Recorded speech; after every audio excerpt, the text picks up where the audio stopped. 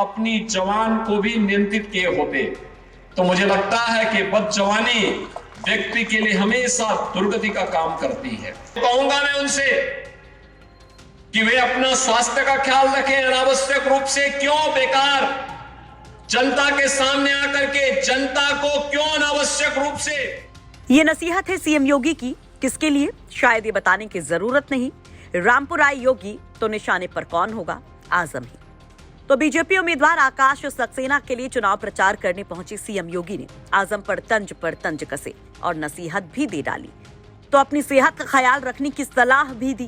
तो कहूंगा मैं उनसे कि वे अपना स्वास्थ्य का ख्याल रखें, अनावश्यक रूप से क्यों बेकार जनता के सामने आकर के जनता को क्यों अनावश्यक रूप से।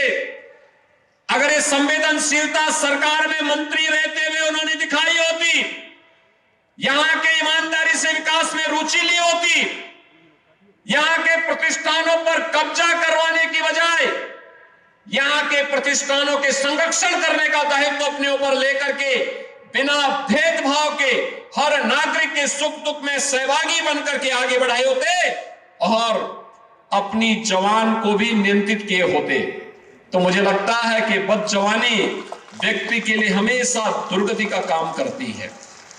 और मुझे लगता है कि यह आज भी हम उनसे यही कहेंगे।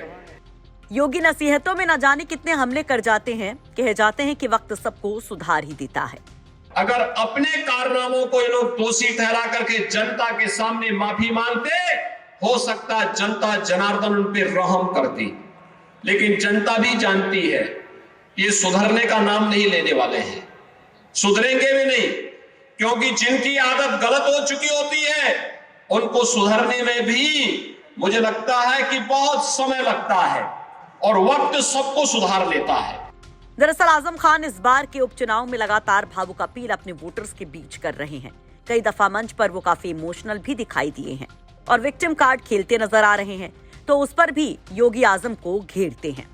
समाजवादी पार्टी के एक नेता लगातार आपके बीच में आकर के कह रहे हैं कि उनके साथ अन्याय हुआ है। मुझे लगता है इससे ज्यादा गुमराह करने वाला दूसरा वक्तव्य हो ही नहीं सकता है।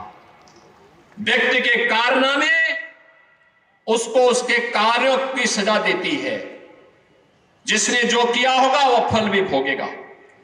मामले न्यायालय में है, मेरिट के आधार पर न्यायालय निर्णय ले रही है, तो उसमें सरकार और पार्टी को दोषारोपण करने का कोई मतलब नहीं होता है। योगी कहते हैं कि बेकार का ठीकरा सरकार शासन प्रशासन पर आजम ना फोड़ें तो ही अच्छा होगा। वो अपने किए की सजा भुगत रहे हैं। वो कहते हैं कि ये तो होना ही था। पांडुलिपियों से लेकर इंटर कॉलेज तक तमाम कब्जे के आरोपों तक योगी आजम पर हमले करते जाते हैं।